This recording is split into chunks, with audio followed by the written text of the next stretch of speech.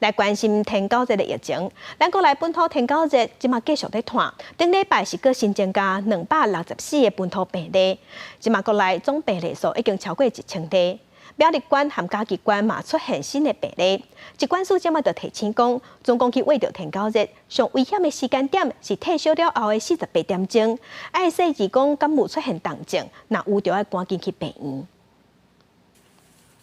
本土天狗热的疫情持续加悬，疾管署公布顶礼拜新增加264个本土病例，个案主要也是伫台南，有229例占上济，过来是云林县20例，苗栗县甲嘉义县嘛出现今年头一个个案。今年头一个本土的天狗热，6月13伫台南出现了后，无到2个月时间已经超过1000例，目前已经有1109个本土病例出现伫全台湾的8个县市。 目前国内登革热的疫情还是处于上升的一个阶段，大于60岁以上的有占了42%。那跟2015年相比，那目前的病例数是稍微多了一些。滋生源的清除还是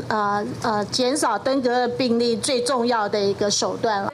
疾管署表示，在这1000多个本土病例内底，有9个重症，其中3个还在住院，有1个死亡。也若去为着天狗热了后。 4分3个人无明显的症状，5派的人可能会变做重症。也若高风险的人，包括红牙仔、坐火人、有新的人、大箍甲有慢性病的人。另外，要去为着无共型的天狗热，交叉感染重症风险也大大增加。云林县府这2天嘛出动化学兵加强消毒，而且以天狗热病例生活环境甲顶拿，画出区域插红旗，要彻底阻挡西网虫的情形。因为云林目前本土天狗热的病例。 敢若比台南市较少，已经有135例。这次就特别针对整个河浜地区的外围的所有的竹笋园、果园做全面性清消荷包村，然后还有水队村、还有高林村、东河村确诊的案数比较多，尤其是荷包村。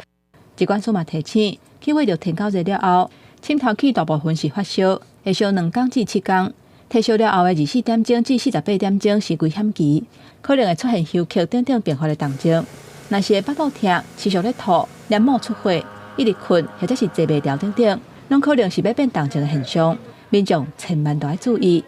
记者综合报道。